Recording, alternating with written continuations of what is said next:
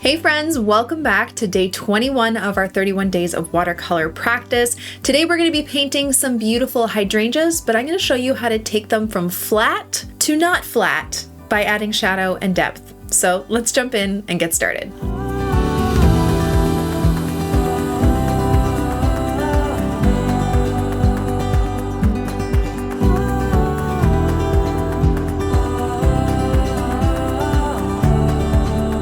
Okay friends, today we are continuing with our flower studies. We're going to be painting some beautiful hydrangeas, and the ones I've painted here are nice, but we can make this even better using some of the techniques and lessons that we have learned previously in this month. So we're going to be looking at our light and shadow, like what we did with our trees, as well as our value study. Using these techniques and applying them to this painting is going to really elevate these hydrangeas from this to this. Okay, so let's get started. So you can use whatever colors you like for this. You don't have to do blue and purple. And I typically don't tell you the colors that I've been using throughout this challenge, just because you guys probably have different colors in your palettes than I do. And really you can do any of this with whatever colors you like. But I'm going to be starting with this blue shade, which is so pretty. And what I want you to do is start with a light wash. Remember, creating our lightest value. So what you're going to do, you're going to bring it over to your mixing well and you're going to water it down so it's nice and light. In watercolor, we always work light to dark, and we're going to build up those shadows. Now all you're going to do is paint a circle. Okay, hydrangeas are actually one of the easiest flowers to paint, like a loose one, obviously not a detailed one. You're going to paint a circle, and then you're just going to kind of make the edges a little bit more rigid, okay? Like they're little petals all around. Now, what I'm going to do is I'm going to decide where my light source is coming from. Remember our sunshine, and it doesn't have to be one specific place for everybody, but I'm going to decide it's going to be coming from this way. So our light will be hitting our hydrangea at the top here, which means this area is going to be the lightest and this is going to be the darkest. So we already have our highlighted area here. Now all I'm going to do is take more of my blue and I'm going to tap it in to the opposite side to create shadow.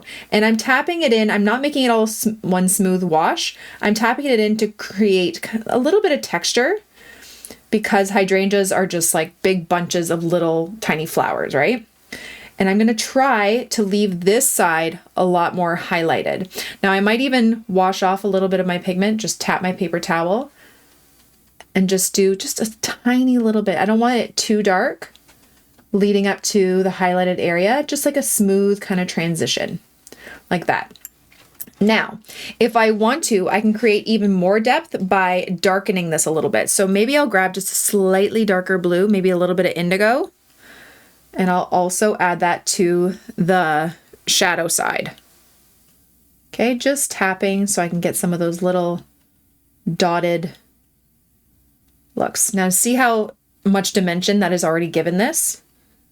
And this is just the wet on wet. So this is all wet. We're working wet on wet, and we're going to let that dry. Now we're going to do the same thing, but with a purple color. So for my purple color, I use that same blue, and I just mixed it with whatever pink was in there already. Not too much. I'm going to get my color first. Then I'm going to water it down. We're going to do the same thing. Okay, and I'm going to create another flower right next to it. If it does touch that blue one, it might bleed a little bit, which is okay. Just try to make sure that your purple doesn't bleed right into the blue too much. I'm only touching it like a slight bit because I don't want a huge color bleed. We're going to be going over it anyway, so it's not a big deal, but just try and use a little, not a big amount of water, because we don't want too much of a bleed. Okay, so we got our light wash here. Okay, and I'm just making the edges all jagged. Then I'm going to go in with more color, and I'm going to start tapping on our shadow side. Again, it's the same shadow side as our blue one. Now, the other thing you might want to think about is, will that blue one be casting a bit of shadow on this?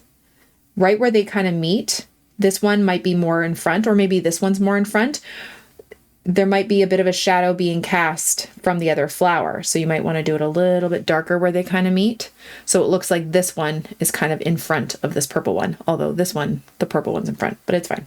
Okay, so I'm just tapping.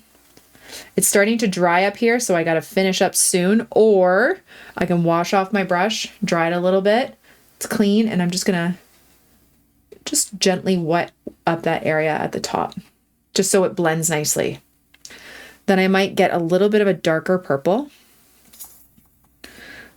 Just a little bit. You don't want a lot of water on your brush. And I'm just gonna tap again to make it even deeper. Maybe a little bit of that indigo as well. Okay, and see how much dimension that's already given it? Okay. Now I am seeing a little bit of a line up here where it's dried, so I'm just gonna blend that out a little bit. Wash and dry off my brush and just blend it out. Okay, then we want those to completely dry. Okay, once they're dry, we can work on the leaves. Again, the leaves are gonna be the same kind of thing. You don't want them to be all one value. You don't want them to be flat. You want them to have a little bit of dimension, right? Shadow, highlight. So again, we are creating that light wash to start, always starting light to dark. So I'm going to start here in the middle between the two, and I'm going to do kind of like this curve for the center of the leaf. I'll go a little bit darker so you guys can see better. And then this is going to be the point of the leaf, and I'm just going to come back, bring it back, and bring it back. I might even make the leaf edge a little bit jagged. Just kind of moving my brush roughly around the edge. Try and make it all the same amount of wetness. Okay, and then I'm going to go back in with my darker green, and I'm going to tap at the base of the leaf right under where the flower is. And I might bring a little bit of that color through the center. Maybe around the edges just a little bit. Again, I don't have a lot of water on my brush. Okay, now you see it's a lot darker right up in here. That's going to act as a shadow. Okay, because the highlight would be hitting the tip of the leaf, but these flowers would be casting a shadow at the base of the leaf, so we want that darker. Okay, we're going to do it again. I'm going to do another one kind of coming up this way, like that. Again, start lighter.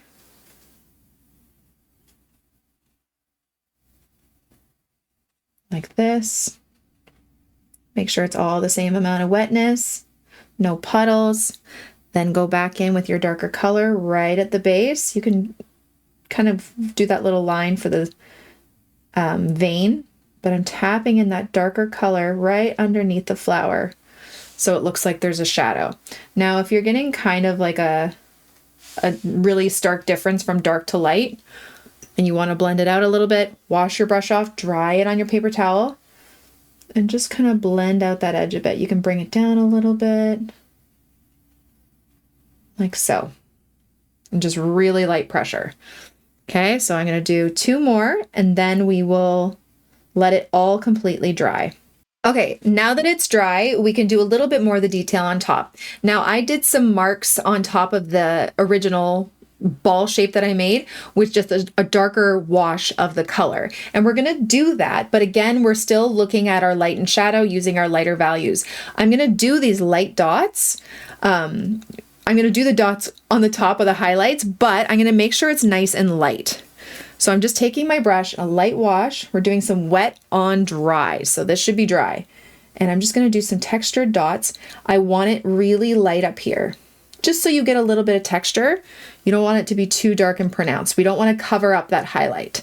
And then as I start to move down, I'm just adding a little bit more paint to my brush and making it darker and darker.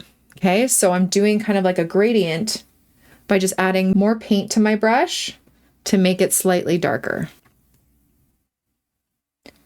Okay, we're gradually making it darker as we move to the shadow side. We'll grab a little bit of that indigo just to make it even darker down here. And we're still maintaining that highlight at the top. Okay? Then we do the same thing with the blue. So grab your blue, make sure you water it down so it's nice and light, just so we can get a little bit of texture with the dots, but you want it pretty light so you can see that highlight. And then you're going to start slowly adding more pigment to your brush as you move on down so it gets slightly darker.